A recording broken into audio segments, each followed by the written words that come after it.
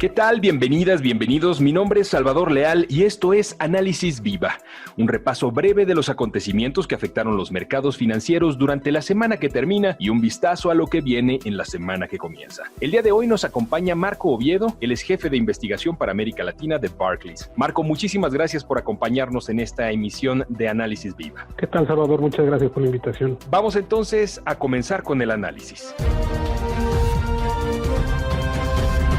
Estimado Marco, platícanos un poco acerca de cómo ves desde Nueva York, en donde te encuentras, el panorama económico durante esta semana. Sí, los mercados tuvieron un comportamiento bastante positivo, principalmente por la esperanza de que estas medidas de distanciamiento social y de cuarentena en los países desarrollados está entrando en su etapa final. Hay planes de reabrir las economías, a pesar de que va a ser de manera gradual. Otro elemento que ha estado jugando mucho es el nivel de estímulo que se está aplicando en Estados Unidos, particularmente la parte fiscal, y en la parte monetaria hubo también una confirmación de la Reserva Federal seguirá apoyando la liquidez de los mercados financieros y que todavía tienen espacio para hacer más. Y otro que después perdió un poco de fuerza fue la noticia de que una empresa en Estados Unidos, un laboratorio, había tenido pruebas positivas en una posible vacuna para enfrentar el coronavirus, que después perdió un poco de atractivo cuando se confirmó que los resultados todavía no son tan concluyentes, pero sin embargo creo que noticias como este tipo pues van a seguir impactando los mercados, ¿no? Y finalmente también se vio que la demanda de gasolina proveniente de China en su recuperación también ha empujado el precio del petróleo, y es ahí, por ejemplo, el peso mexicano lo estuvo reflejando.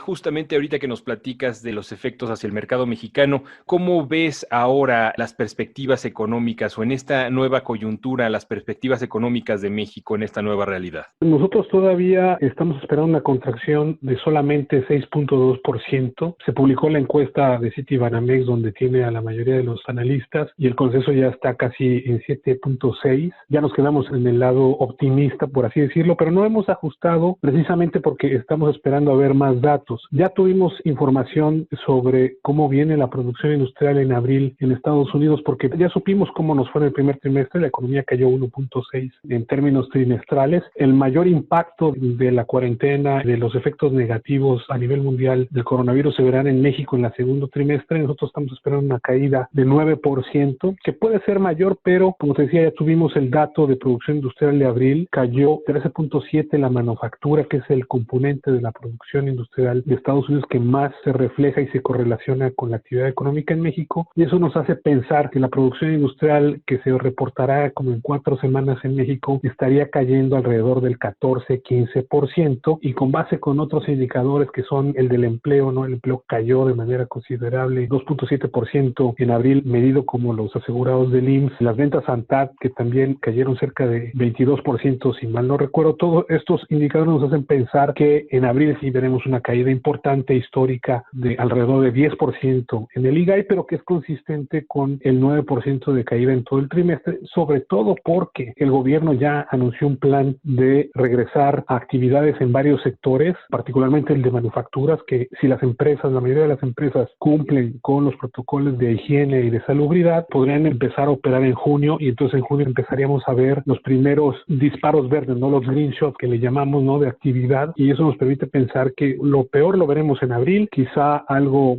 feo también veremos en mayo, pero ya no tan feo en junio, ¿no? Los riesgos que estamos viendo es que en la Ciudad de México, principalmente, que yo creo que es el foco de la pandemia en el país, pues siguen aumentando los casos. No está claro si junio 15, que es la fecha que anunció el gobierno local, sea la fecha para abrir la ciudad, y ahí vemos un riesgo que se retrase la apertura de la Ciudad de México, que la ciudad te cuenta casi el 17% de la actividad económica del país, y esa se puede retrasar un poco más, a pesar de que, por ejemplo, no sé si en Jalisco, Nuevo León, Guanajuato, Querétaro, que son otros estados importantes, ya empiecen actividades. Y el sector que más me preocupa es el sector turismo, porque ese también depende de la actividad global. Yo creo que la gente todavía no va a estar lista para viajar, y ese es otro sector que suma, por ejemplo, un 16% del PIB, puede que también siga débil, ¿no? Entonces, es muy probable que nuestro 6% tenga los riesgos a la baja y nos acerquemos más al consenso, pero queremos ver un poco más de estos números para tener un número un poquito más preciso. Desde Barclays tú estás viendo no solo a nuestro país, sino también corres ciertos análisis con el resto de la región en Latinoamérica. ¿Cómo ves a México en este contexto versus el resto de los países, Marco? Esa pregunta es muy interesante porque en el contexto de la pandemia, América Latina está teniendo un golpe muy importante por el virus, por las acciones de distanciamiento social. En Chile, por ejemplo, los casos también se han acelerado. No está claro cuándo empiecen a abrir la economía. En Brasil es donde más trabajo ha costado convencer a la gente que se quede en casa. Los casos han subido de manera importante en Río y en Sao Paulo, que concentran 40% de la actividad económica, y también en el norte, y esto exacerbado por la actitud del gobierno federal de Jair Bolsonaro de no creer que esto sea una amenaza tan grave como el mundo lo está tomando, ¿no? Entonces vemos mucho riesgo en Brasil, una vulnerabilidad muy clara en Chile. Colombia, que puede ser el más cercano y el más parecido a México, ahí Colombia, la ventaja que tiene es que su economía estaba creciendo antes de que esto llegara, y de hecho ha sido el único país que creció en el primer trimestre, según los datos que tenemos. Y por otro lado tienes a Perú, que su economía se colapsó y está también registrando caídas históricamente relevantes. Pero México tiene la ventaja desde Sudamérica, que al parecer el gobierno, para bien o para mal, ha tomado su rol de tratar de mantener a la gente atendiendo la necesidad de quedarse en casa. Es el país que está cercano a Estados Unidos y que su economía, si bien está más expuesta a lo que pasa en el norte, una vez que se recupere Estados Unidos, México tendrá que reflejarlo de manera parcial. Y finalmente, la diversidad que tiene México como economía, es decir, no hay un sector que te explique todo el comportamiento como lo es, por ejemplo,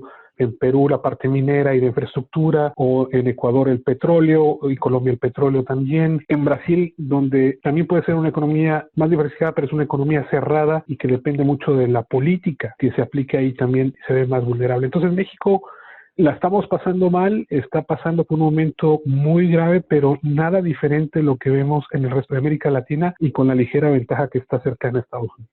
¿Cuál es el panorama para las finanzas públicas que ves en México en estos momentos, Marco? En este contexto que te decía de los países en América Latina, muchos están implementando medidas de apoyo a la economía que van a disparar la deuda pública en los siguientes trimestres y para el cierre del año. México no está haciendo ese tipo de medidas, ¿no? El presidente ha sido muy claro de que no quiere implementar ayudas al sector privado, lo cual pues es malo para la actividad económica, es otro riesgo que tenemos a la baja, porque después también se puede ver reflejado en una recuperación mucho más lenta. Pero por el otro lado, hace pensar que la deuda quizá no crezca a un nivel tan acelerado como lo estamos viendo en Brasil, en Colombia, en Perú, en Chile principalmente, pero bueno, Chile tiene mucho espacio. México tiene espacio para crecer su deuda, el presidente ha decidido no hacerlo y enfrenta un entorno complicado porque ellos mismos, el mismo gobierno ha decidido atarse las manos, está todavía en ver si cumplen con las metas fiscales que se han puesto y han descartado incrementar la deuda pública para financiar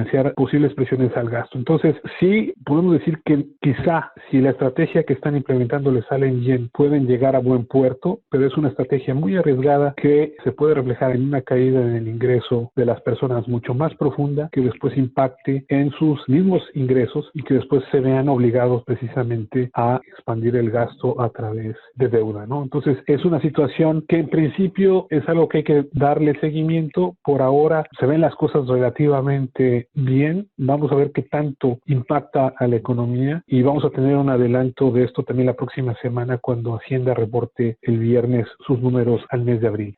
Justamente hacia allá íbamos, querido Marco. ¿Cómo ves nuestra próxima semana? ¿Qué indicadores serán públicos en los próximos días? Yo te diría que el más relevante desde nuestro punto de vista es el informe trimestral que publica el Banco Central, donde seguramente vendrá una muy buena estimación del impacto económico de la pandemia, y eso nos podrá situar también al mercado en cuanto a los riesgos que podrían verse en los siguientes meses, y también nos puede dar una idea más granular sobre cuáles son los posibles cambios de política monetaria que veríamos en las siguientes juntas, ¿no? Estamos esperando que el Banco de México siga recortando la tasa de interés en su junta de junio 25 y también en la junta de agosto 13 en 50 puntos bases cada una de estas juntas, para dejar la tasa en 4.50. el ver que a lo mejor ellos traigan una caída menos pronunciada del PIB que el mercado nos haría pensar que una sorpresa en ese sentido los puede llevar a recortar aún más la tasa, o por el contrario, si traen un pronóstico mucho más pesimista, una sorpresa hacia la alza, es decir, que la caída no sea tan profunda, puede hacer que detengan su accionar en política monetaria. Entonces yo creo que ese número es muy importante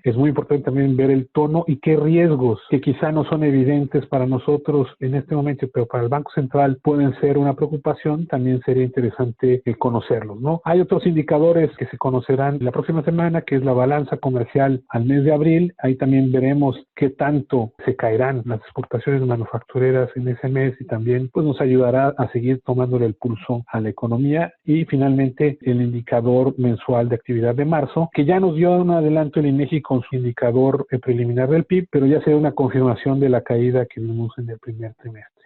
Excelente. Marco, muchísimas gracias por este análisis. Gracias por acompañarnos el día de hoy aquí en Análisis Viva. No, muchas gracias a ti, Salvador, por la invitación. Encantado de estar aquí contigo. Él es Marco Oviedo, jefe de investigación para América Latina de Barclays. Y a ustedes que nos escuchan, muchas gracias también. No olviden suscribirse a nuestro podcast en las distintas plataformas que tenemos disponibles y compartirlo con todos sus contactos. Análisis Viva es una producción de la Bolsa Institucional de Valores.